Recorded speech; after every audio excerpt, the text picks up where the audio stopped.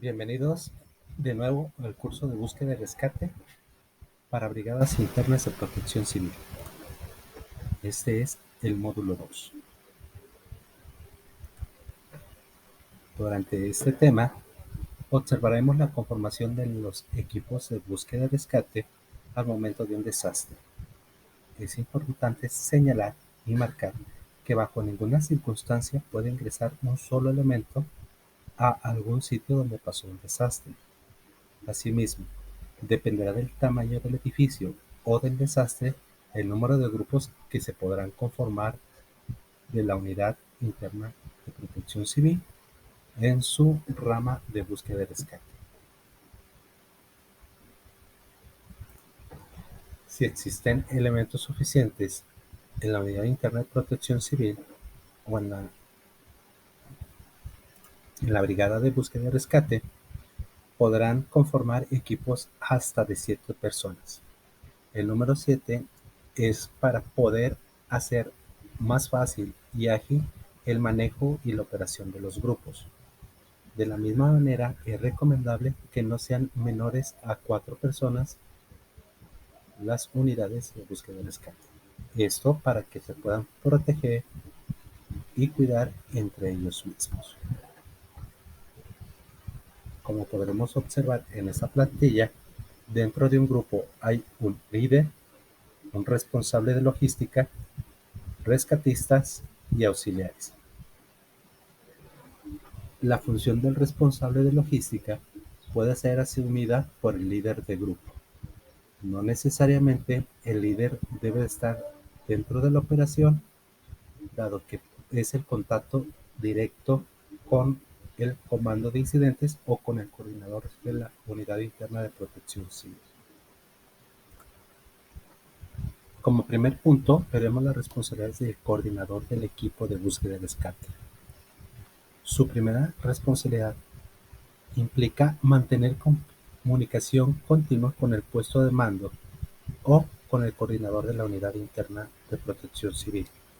En caso de que no esté colocado el puesto de mando o no se encuentre el coordinador de la unidad interna, deberá asumir el mando hasta que no sea relevado.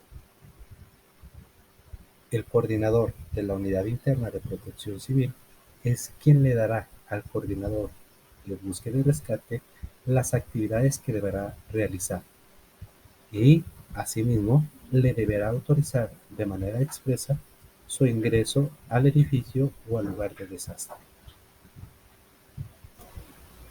Ahora veremos las responsabilidades del personal de logística. El personal de logística tiene la función de cubrir los requerimientos de manera anticipada o de incrementar los materiales, herramientas o accesorios que se encuentre utilizando la Unidad Interna de Búsqueda y Rescate. Asimismo, al arribo de las autoridades o de los servicios públicos, deberá reportar mediante escrito las acciones y actividades que han desarrollado durante el incidente.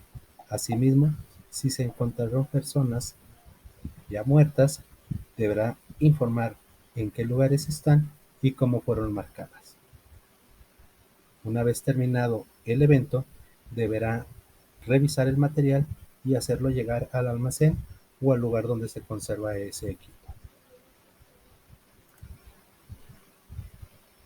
Ahora veremos las actividades del rescatista. Sus principales actividades son las de cumplir las órdenes que le hayan sido dadas por el coordinador y líder del equipo. Asimismo, deberá proteger durante todo el servicio su seguridad y la de sus compañeros.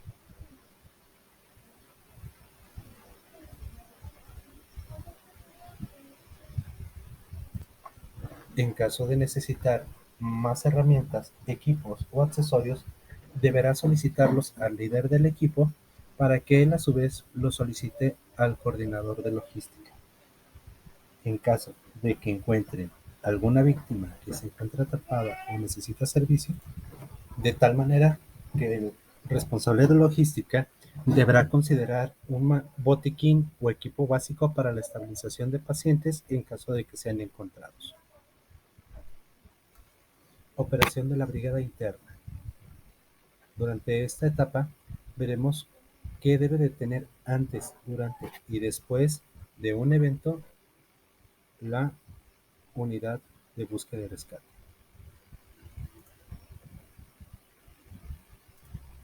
Al iniciar, es importante señalar que una vez que se ha conformado las brigadas internas de protección civil y se establece la responsabilidad de la brigada de búsqueda y rescate, deberán realizar un análisis exhaustivo de los riesgos a los que se puede enfrentar en caso de un desastre. Esto para poder prever o mitigar los mismos y en caso de que sucedan, no sea mayor la afectación a las personas o al edificio. Asimismo, deberán elaborar junto con el Programa Interno de Protección Civil un plan de contingencias que deberá contemplar desde el equipo de protección personal las herramientas, materiales, accesorios, planos del inmueble y la capacitación y el entrenamiento de los brigadistas de manera permanente.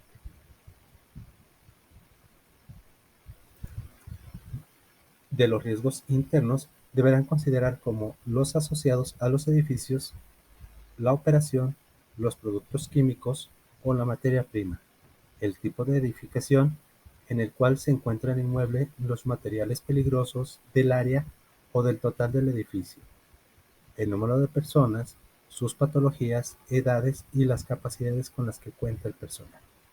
De los riesgos externos deberá considerar los comunes y están estipulados dentro de lo que son los atlas municipales de riesgo, como son los fenómenos geológicos a los que se encuentran expuestos, hidrometeorológicos, químicos tecnológicos, socioorganizativos y astrológicos. De tal manera que este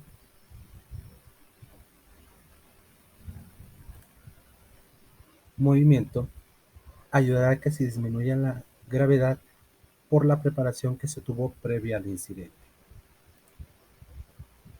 Ahora veremos tres tipos de búsqueda y rescate.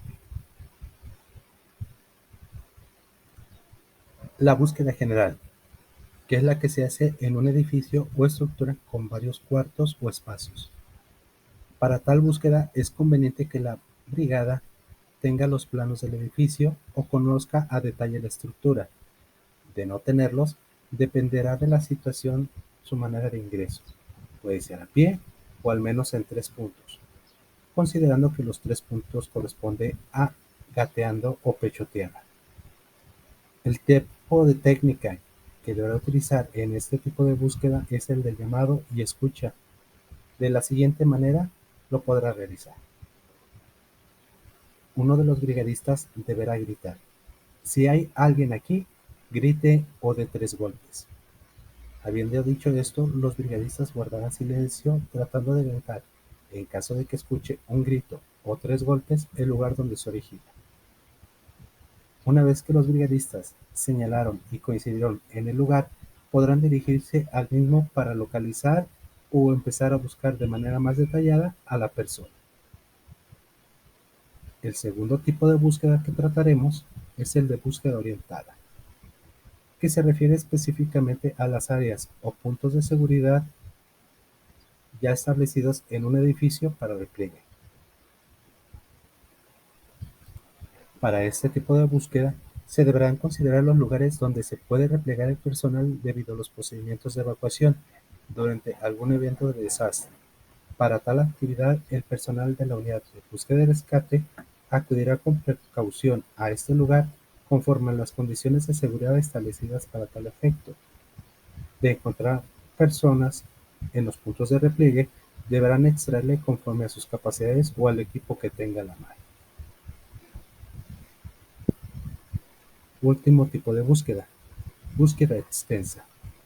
Se refiere específicamente a la búsqueda de personas en grandes extensiones o áreas, debido a que no se tiene una dirección o lugar específico para el repliegue. Esto podría ser en edificios de grandes dimensiones o grandes extensiones de bosque o tierra.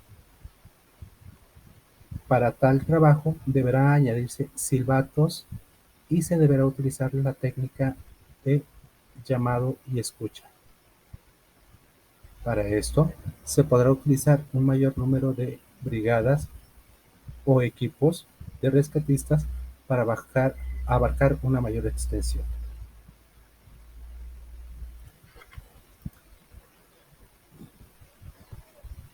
Esta plantilla nos manifiesta de manera gráfica el número o el tipo de búsquedas que podemos realizar. Puede en un edificio donde hay humo o donde no tenemos suficiente iluminación, que pudiera ser un círculo o semicírculo con herramientas o en zigzag. Esto, si observamos cada una de las imágenes, tendrá que ser en 3 puntos o a gatas.